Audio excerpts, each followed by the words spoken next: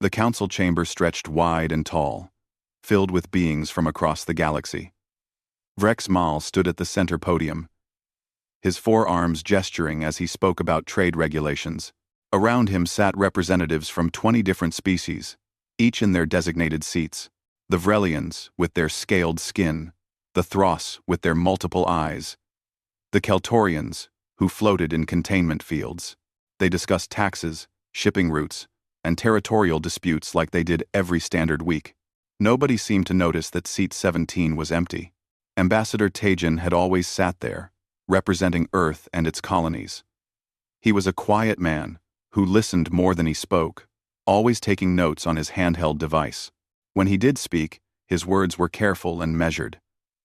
The other ambassadors had grown used to his presence over the years. The way one grows used to furniture, Vrex Mal called for votes on the new taxation law. The Andromeda Passage would now require higher fees from all ships passing through. Hands, tentacles, and appendages rose in agreement. The measure passed easily. Vrex Mal made a note to send the details to all member worlds, including Earth. 3 days passed before anyone realized the message to Earth had gone unanswered. Vrex Mal's assistant, a young Vrelian named Kresh, brought the matter to his attention. Director, the humans have not responded to the taxation notice. Vrex Mal waved a hand dismissively. Send it again. Perhaps their systems are having technical issues. The message was sent again. Then a third time. Then a fourth. Each time, the communication reached Earth's relay station, was confirmed as received, but no reply came back. On the other side of the galaxy, merchant Quilpthar approached Nubusan with a cargo hold full of Vrelian textiles. He had made this run dozens of times before. The human colony always needed textiles, and they paid fair prices. His ship dropped out of faster-than-light travel at the edge of the system, and he opened a channel to the spaceport. Nubusan Control, this is merchant vessel Grey Prophet requesting docking clearance. A pleasant artificial voice responded immediately.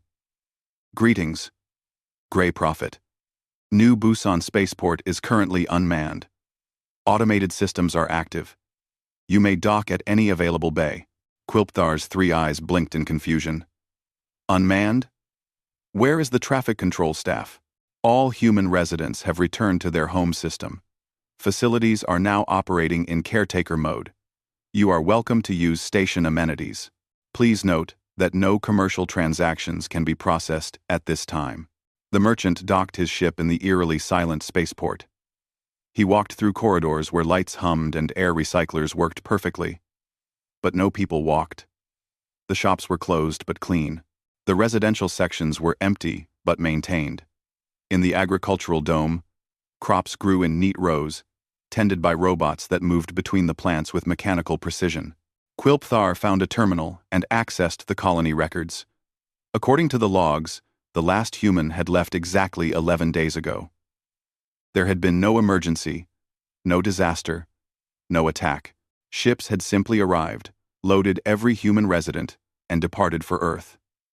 The colony's artificial intelligence had been given instructions to maintain all systems until further notice. He tried to call other human colonies. New Seoul, New Jeju, Armstrong City on Luna. Every single one gave him the same message. Caretaker mode. All residents returned home. Back at the council chambers, reports began filtering in. Human representatives had stopped attending subcommittee meetings. Human trade ships were no longer running their usual routes. The human quarter in the diplomatic district of the council station was empty, though the apartments were left clean and tidy. Vrex Mal called an emergency session. We need to determine what the humans are doing. This is highly irregular behavior. Ambassador Threlvok of the Thros Collective leaned forward. Perhaps they are having internal problems. Civil unrest. Economic collapse. It would explain their sudden withdrawal. I'm Graf. Should we send someone to investigate? Asked Ambassador Pelthar. Vrex Mal considered this. The humans have always been peculiar about visitors to their home system. They never extended an open invitation. We should wait. They will reach out when they are ready to explain themselves. On Frontier Station, one of the largest trading hubs in the galaxy, engineer He-1 made her final rounds. She had helped design this station 15 years ago, working alongside Vrelian and Keltorian engineers. She knew every corridor, every power junction, every recycling system. The station housed 300,000 beings from 100 different species. Her team had already left. She was the last human on the station. She walked to the central engineering office and logged into the main terminal. For hours, she compiled reports, updated maintenance schedules, and prepared detailed instructions for the non-human engineers who would take over her duties. She made sure everything was documented. Every quirk of the systems explained. Every potential problem flagged with solutions. When she finished, she recorded a message and attached it to the station's core files. To the engineering staff of Frontier Station, I have prepared complete documentation for all systems I designed or modified during my time here. You will find technical specifications, maintenance schedules, and troubleshooting guides in the attached files. It has been an honor to work with you all. The station is in good hands. Thank you for the opportunity. We wish you well. She signed it simply, He-1, Chief Human Engineer. She packed her few personal belongings into a small bag, took one last look at the office where she had spent so many years, and walked to the docking bay. A human transport ship waited there, its crew ready to depart. The captain, a woman named Sora, nodded to her. You're the last one. Ready to go home? He-1 climbed aboard. Yes, I'm ready. The ship undocked smoothly and turned toward Earth. As it accelerated away from Frontier Station, He-1 looked back at the massive structure floating in space, its lights glittering against the darkness. She had helped build that. She had kept it running. She wondered if anyone would even notice she was gone. Across the galaxy, the same scene played out hundreds of times. Human scientists left research stations after carefully documenting their work. Human doctors trained their replacements before boarding transports home. Human farmers uploaded their data to agricultural computers and departed. Human teachers finished their classes, said goodbye to their students, and left. There were no protests, no angry speeches, no demands. Humans simply completed their work, packed their things, and went home. In the council chamber, Vrex Mal finally received a communication from Earth. It was not from Ambassador Tae-jin. It was from Earth's foreign ministry. And it was brief. The people of Earth thank the Galactic Council for the opportunity to participate in galactic affairs. After careful consideration, we have decided to focus on internal development and will be withdrawing from Council membership. All human personnel have been recalled. We wish the Council success in its future endeavors. That was all. No explanation. No negotiation. No request for discussion. Vrexmal read the message 3 times, trying to understand. The humans were leaving? Just like that?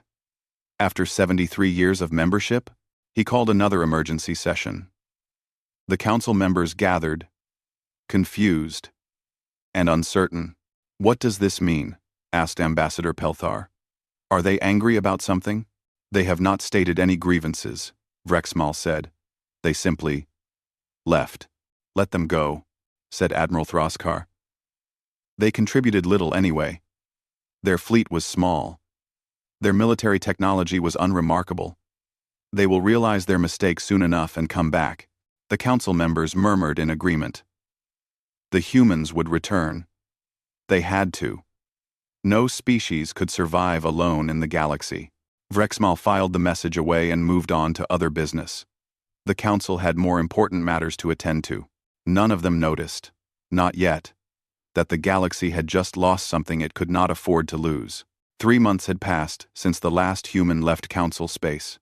Vrexmal stood before the full assembly and officially acknowledged what everyone already knew. Humanity had withdrawn from galactic affairs. This is a minor setback, he announced, his voice carrying through the chamber. The humans will soon realize they need the protection and trade networks the Council provides. They are a young species. They acted emotionally. They will return when they understand their mistake. Several council members nodded in agreement. Ambassador Threlvok spoke up, his voice amused. They always were too proud. Remember when they refused to join military operations against the border raiders? They cited ethical concerns.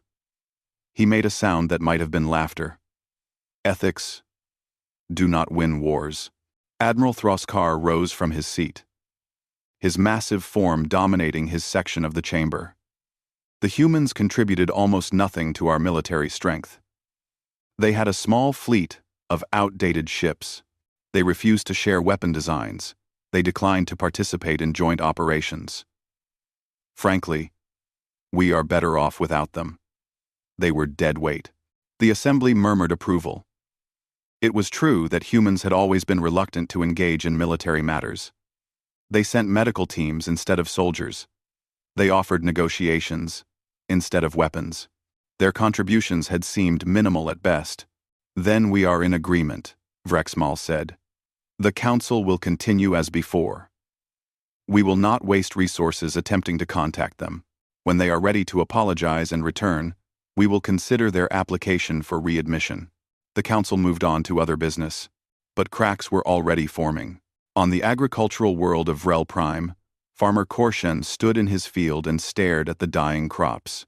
The gene-modified seeds had always produced 3 harvests per year, enough to feed 2 billion Vrelians. But this season, the plants were withering. The leaves turned brown. The grain heads were empty. He contacted the agricultural ministry. The seeds are not working. Use the backup seeds, came the reply. I am using the backup seeds. They are failing too. A scientist was sent to investigate.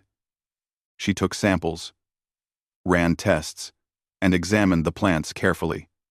Finally, she gave her report.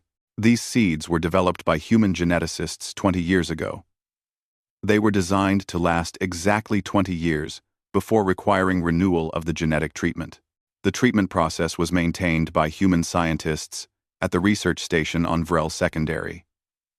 Those scientists left 3 months ago. Can we replicate the treatment? Korshen asked. The scientist hesitated. We are trying.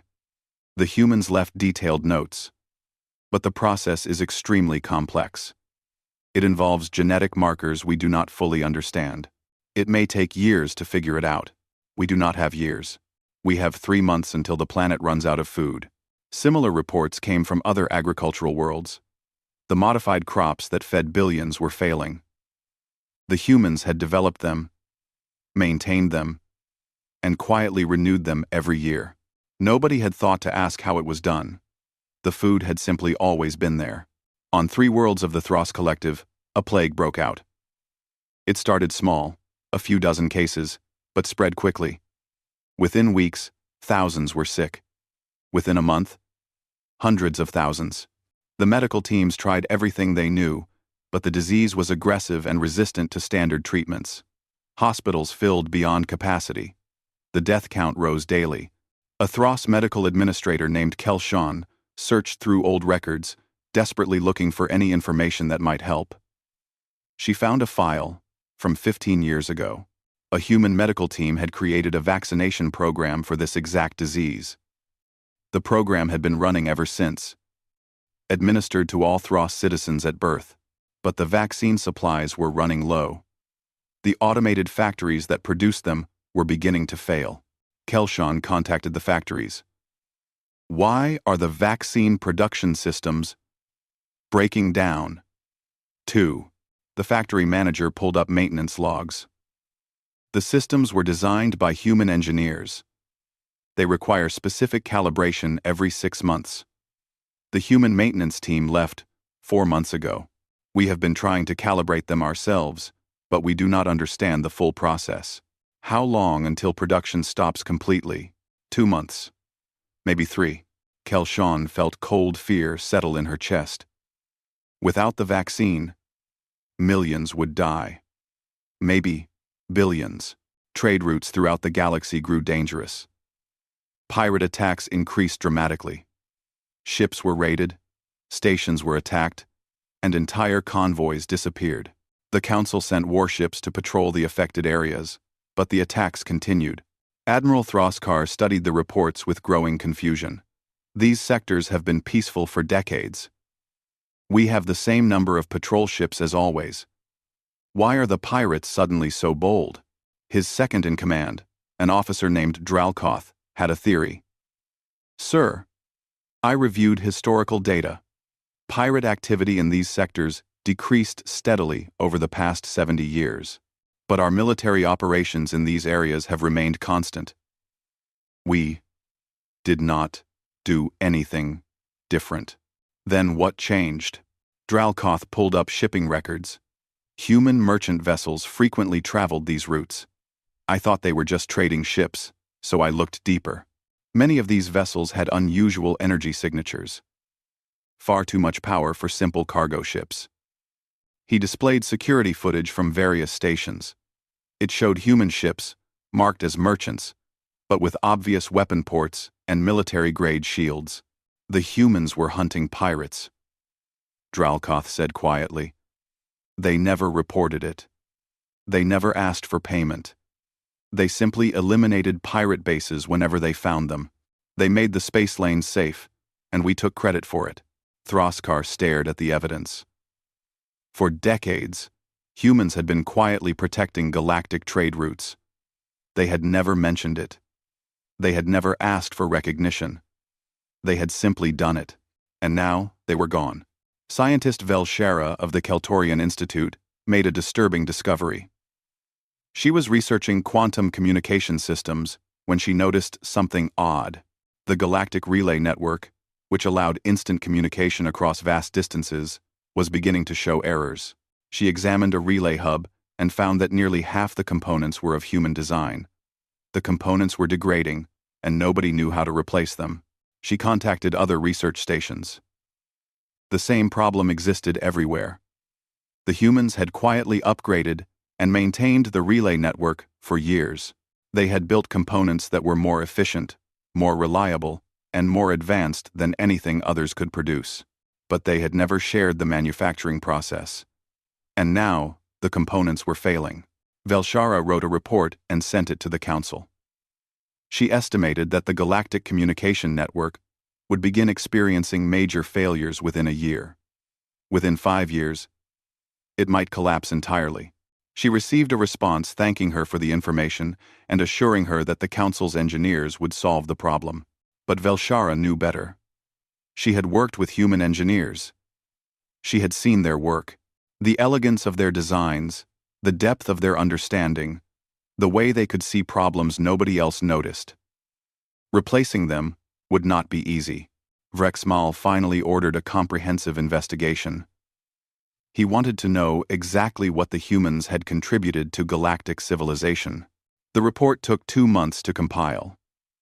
When it arrived, Vrexmal read it alone in his office. Humans had designed or improved systems in almost every sector of galactic life.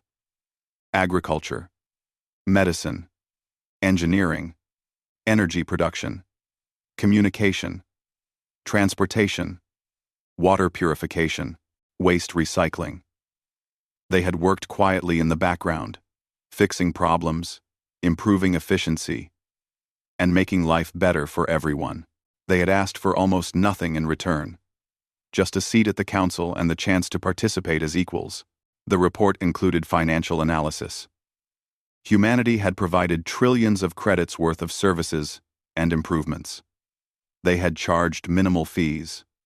They had shared research freely. They had trained other species in new techniques, and the Council had barely noticed. Vrexmal remembered now. All the times Ambassador Tajin had proposed improvements or offered help. The way the Council had dismissed his suggestions, often without discussion. The casual disrespect other ambassadors had shown him. The jokes about naive humans who worked for free. They had taken everything humanity offered and treated it as their due. Vrexmal put the report down and looked out at the stars. The humans had left. They had done it quietly, without anger or demands. They had simply decided the Council was not worth their time anymore. And they were right. 6 months after humanity withdrew, the quantum relay network experienced its first major failure. Communication between the core worlds and the outer rim went silent for 16 hours. When service was restored, the quality was poor and connections kept dropping. Technician Dralcor was sent to investigate the relay hub in the Trivex sector. He had been trained as a communications engineer and considered himself competent. But when he opened the relay hub's main panel, he found himself staring at technology he barely understood. The components were beautiful in their complexity.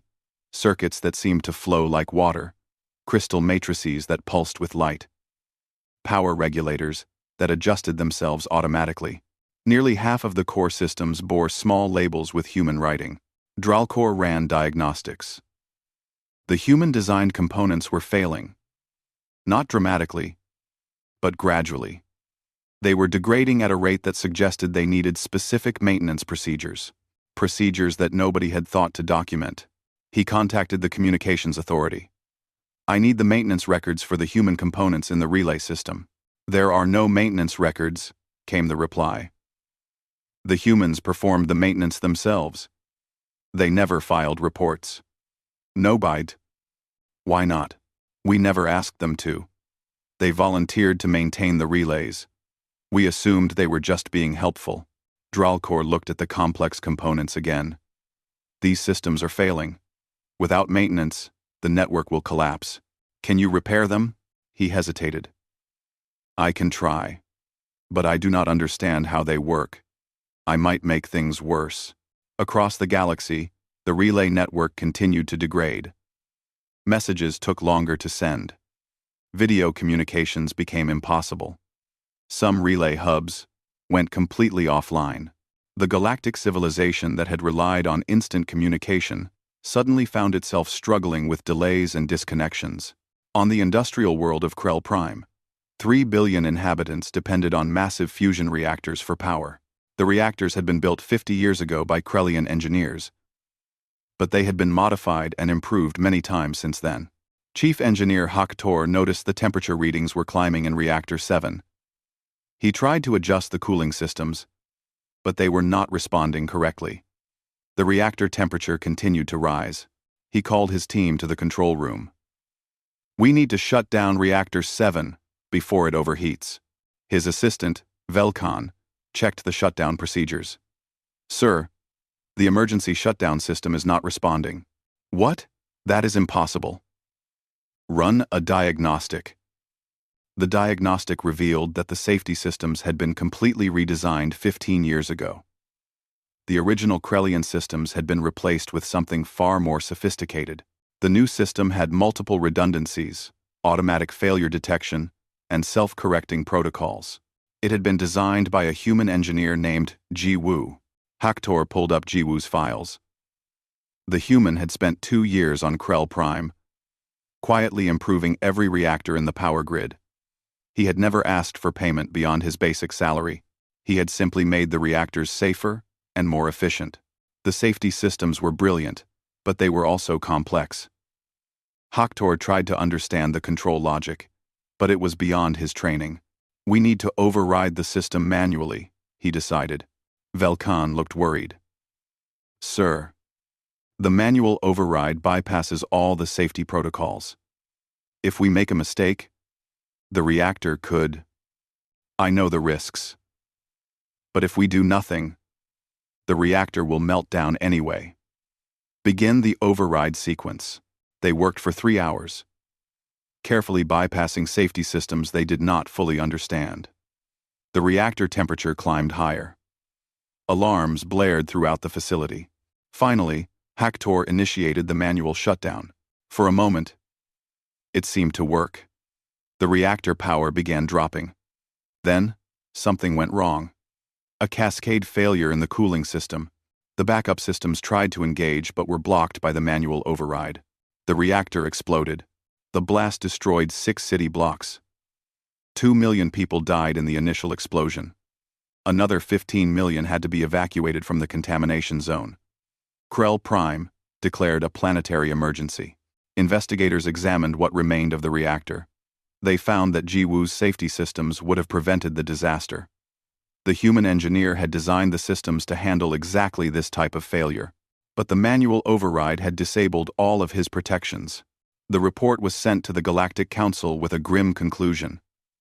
The reactor explosion could have been prevented if the human safety systems had been left alone. Medical facilities across the Thros Collective continued to struggle with the plague. The vaccine supplies were almost gone, and production had stopped completely. Thousands died every day. Dr. Kelshawn worked 18-hour shifts trying to save patients, but there was little she could do without the vaccine. She watched people die and felt helpless. In desperation, she contacted every medical research facility in the collective, looking for anyone who understood how to produce the vaccine. She finally found an old Thros doctor named Pelshara, who had worked alongside the human medical team years ago. "Can you help us recreate the vaccine?" Kelshawn asked. Pelshara looked tired and sad. "I watched the humans work. They shared their knowledge freely. They taught us many things. But the vaccine production process involves genetic sequencing that we do not fully understand. The humans had equipment we do not have, techniques we cannot replicate. But they left documentation, did they not? They left extensive documentation. But documentation is not the same as understanding. It is like giving someone a recipe for a meal they have never tasted, using ingredients they have never seen, with cooking methods they do not know." Kelshawn wanted to scream. "So we just watch people die?" Pelshara put a gentle hand on her shoulder. "We do what we can. We learn. Maybe in 5 years or 10, we will understand enough to produce the vaccine ourselves. But right now, we simply do not have the knowledge. Why did they not teach us more thoroughly? They tried. I was there for many of the training sessions. But we did not pay attention. We thought we already knew enough. We thought medicine was medicine. And our ways were just as good as theirs. We did not realize how much more they understood. The plague continued to spread. The death toll climbed into the millions. Agriculture was collapsing on 17 worlds. The modified crops were dying, and nobody could recreate the genetic treatments. Billions faced starvation. The council authorized emergency food shipments, but there was not enough to feed everyone. Riots broke out on Vrel Prime. Hungry citizens stormed government buildings, demanding solutions. The government had no solutions to offer. Pirate activity was now widespread across the outer sectors. Trade convoys required military escorts. Many merchant ships simply stopped running their routes. The galactic economy began contracting as trade networks broke down. Council Director Vrexmal called an emergency session. The chamber was tense. Everyone knew the situation was deteriorating. "We need to discuss the human situation," Vrexmal began. He looked around at the assembled ambassadors. Many of them looked worried now. The arrogance was gone. It has become clear that humanity's contributions to our civilization were more significant than we realized. Systems they designed or maintained are failing across the galaxy. We are experiencing crises in communication, power generation, medicine, agriculture, and security. Admiral Throskar spoke, and his voice had lost its earlier confidence. "I have reviewed military intelligence from the past 70 years. The humans were more active in peacekeeping operations than we knew. They conducted their operations quietly, without credit or compensation. They eliminated threats before those threats became obvious to us. They were the reason our space lanes were safe." Ambassador Threlvok added, "Economic analysis shows that human contributions were worth trillions of credits. They improved efficiency across every sector they touched. They asked for minimal payment. They shared technology freely. We treated them as junior partners, but they were actually holding our civilization together." Apson, Ram. Silence fell over the chamber. Finally, a young ambassador named Kresh spoke up. "Why did they help us so much? What did they gain from it?" Vrexmal thought about Ambassador Tajin, sitting quietly in seat 17 for all those years, always taking notes, always listening. occasionally offering suggestions that were dismissed without consideration. I do not think they wanted to gain anything, Vrexmal said slowly. I think they simply wanted to help. They saw problems and fixed them. They had knowledge and shared it. They believed in cooperation and mutual benefit. And we took advantage of them, Kresh said. Yes, Vrexmal admitted. Ambassador Pelthar leaned forward. So what do we do now? We need to contact them, Threlvok said. We need to apologize and ask them to return. Throskar shook his head. They will not return. Would you? If you spent 70 years helping people who treated you with disrespect, would you come back? When they suddenly needed you again? We have to try, Vrexmal said. We need them. The galaxy needs them. The Council authorized an expedition to Earth. 50 ships, led by Ambassador Kelvash, one of the few Council members who had always treated Ambassador Tajin with respect. As the fleet prepared to depart, Vrexmal looked at the empty seat 17 and wondered what they would find in the Sol system. Would the humans even agree to speak with them? Did humanity have any reason to help the galaxy that had taken them for granted? He did not know. But he knew the Council had run out of other options. The galaxy was falling apart, and only humanity could stop it, if they were willing to. 1 year after humanity withdrew from galactic space, Ambassador Kelvash led a fleet of 50 ships toward the Sol system. It was the largest diplomatic mission the Council had ever sent to a single world. It was also, Kelvash knew, a mission born of desperation. The journey took 3 weeks. During that time, Kelvash reviewed everything he could find about Earth and humanity. He had always respected Ambassador Tajin, had always listened when the humans spoke. Now he wondered if he had listened enough. The files told a story of a species that had been careful and cautious in their first contact with galactic civilization. Humanity had shared much, but kept certain things private.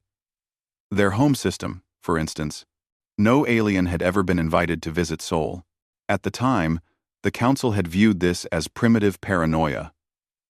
Now, Kelvash wondered if it had been wisdom. When the fleet reached the edge of the Sol system, they found their path blocked. Defense platforms surrounded the system like a wall of metal and weapons.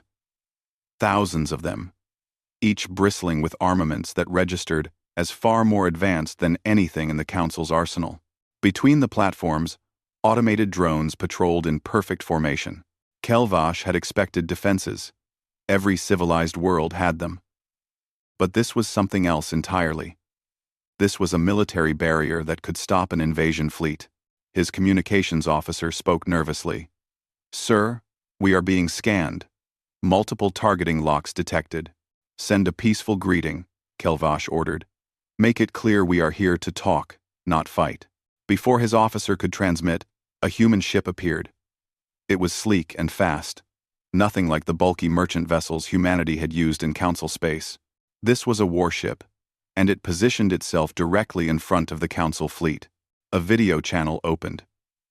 A human woman appeared on the screen. She wore a military uniform, and her expression was professional, but not welcoming. This is Commander Sora of Earth Defense. You have entered restricted space. State your business. With UN rentable stock. With UN rentable stock. With UN rentable stock. With UN rentable stock. Kelvash stood and bowed respectfully. Commander, I am Ambassador Kelvash of the Galactic Council. We request permission to meet with Earth's government. We have urgent matters to discuss. Sora studied him for a long moment. The Sol system is closed to foreign vessels. You need to turn around and leave. Please, Commander. The galaxy is in crisis. We need humanity's help. That is not our problem. Kelvash felt his hope beginning to crumble. Commander, people are dying. Billions of people. Systems that humans built or maintained are failing. We do not know how to fix them. Medical facilities cannot produce vaccines. Agricultural worlds are facing famine. Communication networks are collapsing. Sora's expression did not change. You had 70 years to learn how those systems worked. You chose not to. We made mistakes, Kelvash admitted. Terrible mistakes. We took humanity's contributions for granted. We treated your people with disrespect. We understand that now. We are here to apologize and to ask for your help. Sora was quiet for a moment. Then she said, "Wait here." The channel closed. The council fleet waited for 6 hours. Some of the other ambassadors grew impatient, but Kelvash ordered everyone to remain calm and patient. Finally, the channel reopened. Sora's expression was slightly less cold. You may send one ship with no more than 10 people. You will be escorted to a meeting facility on Luna. You will not be permitted to approach Earth. You will follow our escort exactly. Any deviation will be considered hostile action. Do you understand? Yes, Commander. Thank you. Kelvash selected 9 other ambassadors and transferred to a small diplomatic shuttle. A human ship guided them deeper into the system, and Kelvash stared out the viewport in amazement. The Sol system had been transformed. Earth hung in space like a blue jewel, but it was surrounded by structures that defied belief, orbital platforms larger than cities, space elevators that stretched from the surface into orbit, shipyards building vessels of incredible size, and everywhere, the signs of a thriving, advanced civilization. Mars was no longer the struggling colony mentioned in old council records. It was a living world with green patches visible on the surface, and cities that gleamed under domes and atmospheric shields. The asteroid belt had become an industrial complex. Mining stations, refineries, construction facilities, all working in perfect coordination. The Council had never imagined humanity was capable of such development. They landed on Luna at a facility built into a crater. The base was large and modern, clearly designed to be impressive. They were led to a conference room with a large window that showed Earth rising over the lunar horizon. 5 humans entered the room. Kelvash recognized one of them immediately. Ambassador Taejin, looking older but dignified in a simple suit. Ambassador Taejin. Kelvash bowed deeply. It is good to see you. Dob. Kelvash. Taejin returned the bow with exact politeness. Ambassador Kelvash, you asked for this meeting. Speak. There was no warmth in his voice. No friendship. Just professional courtesy. Kelvash gathered his courage and told them everything. The failing systems, the dying crops, the plagues, the collapsing infrastructure, the millions dead, the billions at risk. He held nothing back. He admitted the Council's mistakes, their arrogance, their failure to appreciate what humanity had done. When he finished, the room was silent.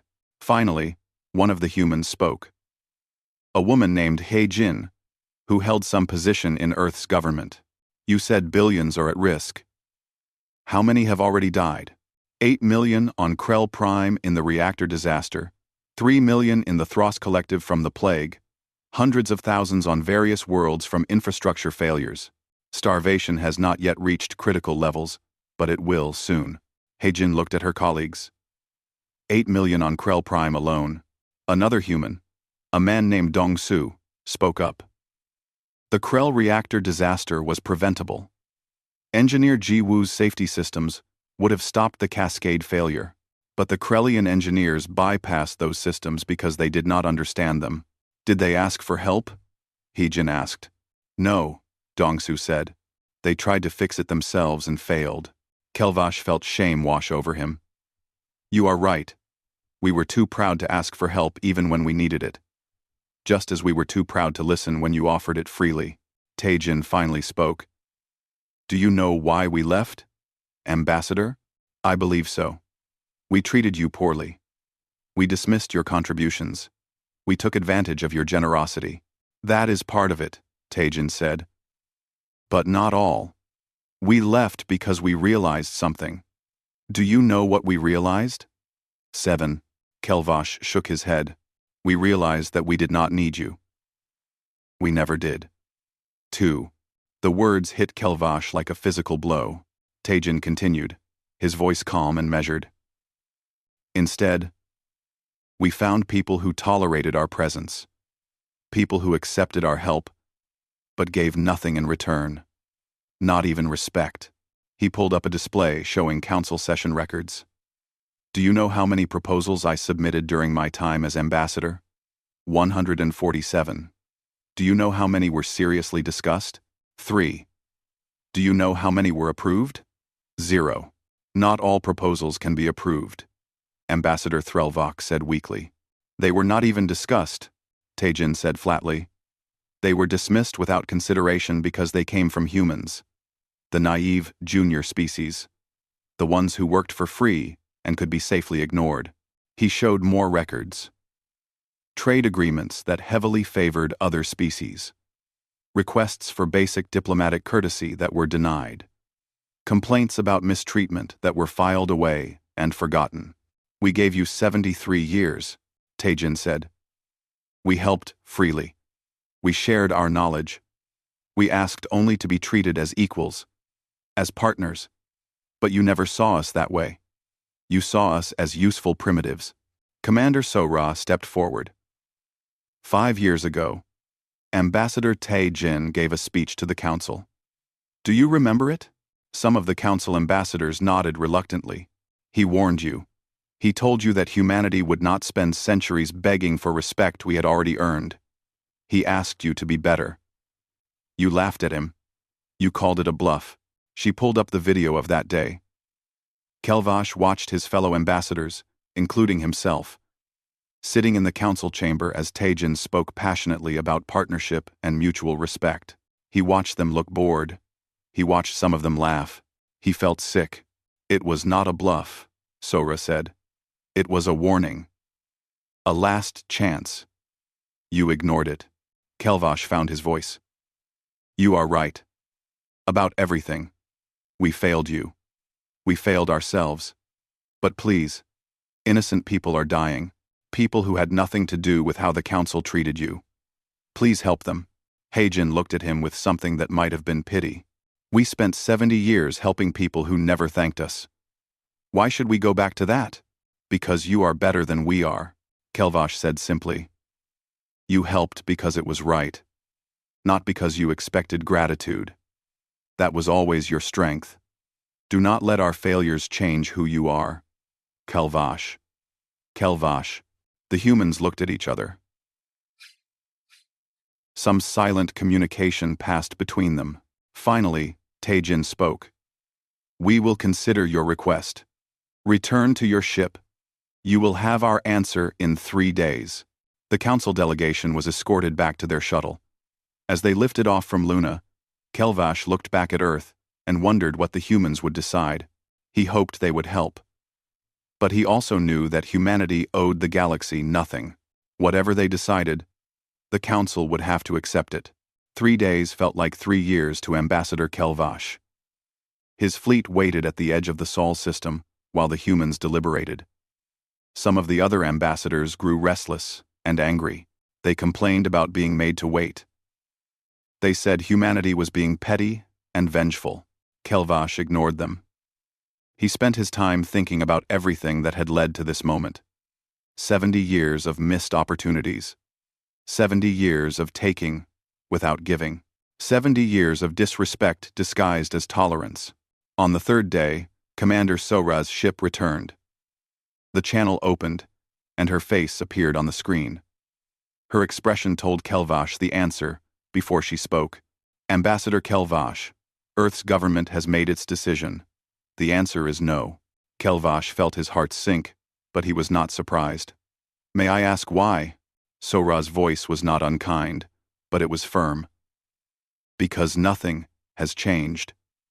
You come to us in crisis, asking for help, but once the crisis passes, you will go back to treating us the same way you did before. You will take what we give and offer nothing in return. You will dismiss us and disrespect us. We will not go back to that relationship. We could change, Kelvash said. Could you? Your fleet contains 50 ships and dozens of ambassadors. During your 3 days here, 17 of those ambassadors have sent messages complaining about humanity's arrogance. They say we are being cruel and selfish. They say we have a duty to help. Not one of them has acknowledged that the Council treated us poorly. Not one has suggested that maybe humanity has valid reasons for refusing. She pulled up the messages and displayed them. Kelvash read them with growing shame. His colleagues had learned nothing. You personally might understand, Ambassador Kelvash. But the Council as a whole does not. They see this crisis as proof that they need us, not as proof that they should have treated us better. What about the innocent people who are dying? Kelvash asked quietly. Sora's expression softened slightly. We grieve for them, truly. But they are not our responsibility. For 70 years, we tried to help everyone. We poured our resources and knowledge into making the galaxy better, and the galaxy took it all without gratitude or respect. We cannot save people who do not want to save themselves. Another human appeared on the screen next to Sora. It was Heijin, the government official from the meeting. We are sending you something, Ambassador. Data packages containing basic information that might help your people. Medical procedures, agricultural techniques, engineering principles. It is not everything, but it is enough to start. What you do with this knowledge is up to you. Why? Kelvash asked. If you will not help us, why give us this? Because we are not monsters, Heijin said. We do not want to watch billions die. But we also will not return to being your servants. Learn from what we give you. Become better. Maybe someday, when the Council has truly changed, we can talk again. But not today. The data packages arrived. Massive files containing terabytes of information. Then, the human ship turned and headed back toward Earth. Kelvash's fleet began the long journey home, carrying humanity's final gift and its final rejection. 5 years passed. The Galactic Council struggled to survive. The data humanity provided helped, but it was not enough. Understanding the information required education and effort that many species were unwilling to commit to. Some worlds used the knowledge wisely and recovered. Others ignored it and continued to decline. Half the Council member species withdrew or collapsed entirely. The Vrelian Empire split into 3 separate governments. The Thros Collective lost 4 worlds to plague and civil war. The great trade networks fragmented into small regional groups. The Outer Rim became lawless. Pirate kingdoms carved out territories. Minor warlords fought over resources. The Council lacked the military strength to restore order. On Vrel Prime, young student Heyna sat in her history class and learned about the human era. Her teacher, an old scholar named Pelthar, spoke with sadness about the species that had helped build galactic civilization, and then walked away. Why did they leave? Hina asked. Pelthar pulled up historical records. Because we failed them. We took their gifts and gave nothing back. We treated them as inferiors when they were anything but. He showed the class Ambassador Teijin's final speech, the one given 5 years before the withdrawal. The students listened to the human's words about partnership and respect, about not spending centuries begging for what should be freely given. Did anyone listen? Hiena asked. No, Pelthar said sadly. We thought we knew better. We thought they needed us more than we needed them. We were wrong. Heyna studied the images of Earth and the Sol system. The incredible structures. The thriving civilization. The obvious strength and capability. Where are they now? She asked. We do not know. They sealed their borders 5 years ago. Some scouts have tried to find human settlements beyond Council space. But the galaxy is large. If humanity does not want to be found, they will not be found. 2. Not be found. In the Council chamber, now half empty and showing signs of neglect, Director Vrexmal presided over what remained of galactic government. He was old now, tired. He had watched the civilization he once led crumble. Ambassador Kresh, one of the few remaining original members, proposed a motion. We should send another delegation to Earth. Apologize formally. Beg them to reconsider. We have sent 47 apology messages in 5 years, Vrexmal said wearily. None have received responses. They are done with us. Then, what do? We survive. We learn.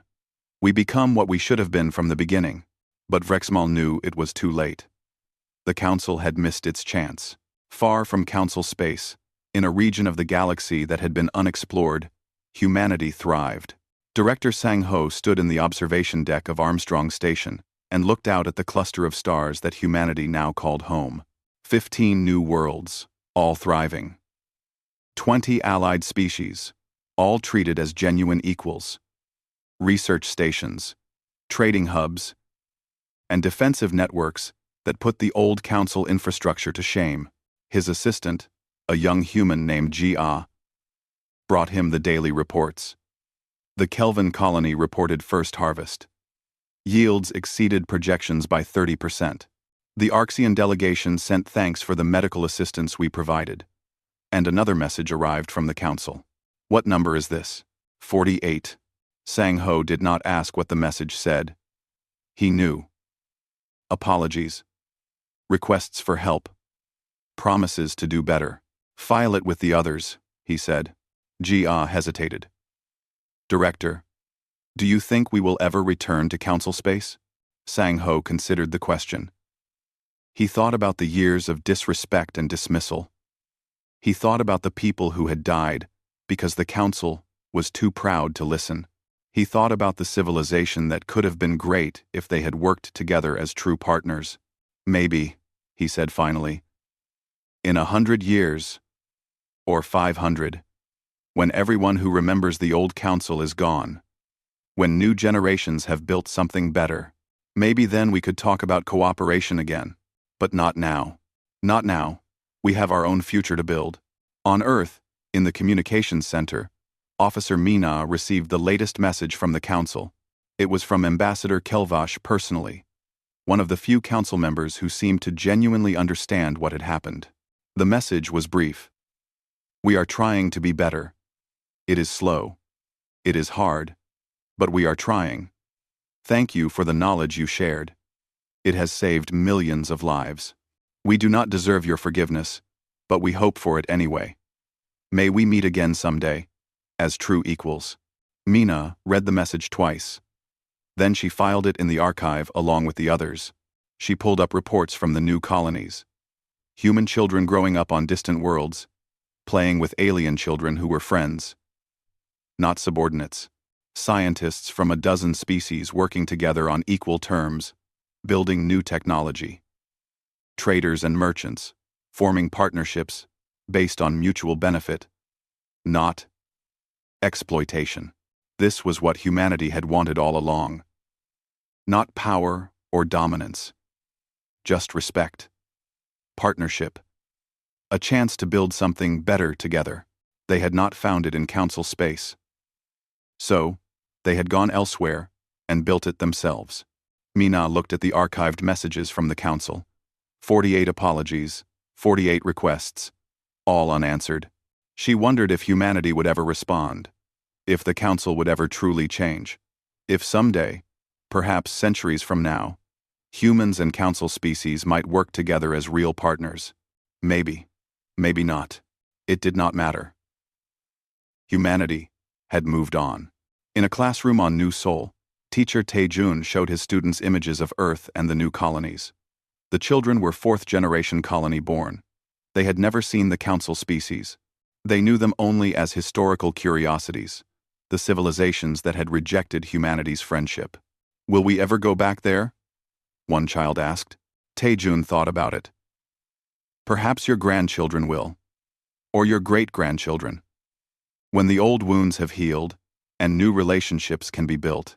But that is for them to decide. Not us. What do we do until then? We build something better. We make sure that when we meet new species, we treat them the way we wish to be treated. With respect. With partnership. As equals. The children nodded, taking in the lesson. Across the new human territories, life continued. Ships traveled between stars. Colonies grew. Science advanced. Alliances formed. Humanity and its allies built a civilization based on cooperation and mutual respect. Far away, in what had once been the greatest power in the galaxy, the Galactic Council struggled to survive. They had learned their lesson, but they had learned it too late. The galaxy they had taken for granted was gone, and the humans who had quietly held it together had moved on to better things. Some mistakes cannot be undone. Some chances do not come twice. The Council had taken humanity for granted. They had dismissed human contributions and disrespected human dignity. They had believed themselves superior and humanity dependent. They had been wrong about everything, and now they faced the consequences alone. In the silence of space, the galaxy continued to turn. Civilizations rose and fell. New species reached for the stars. And somewhere beyond Council space, humanity built a future they could be proud of. With friends who valued them. They had left behind the galaxy that did not appreciate them. They never looked back.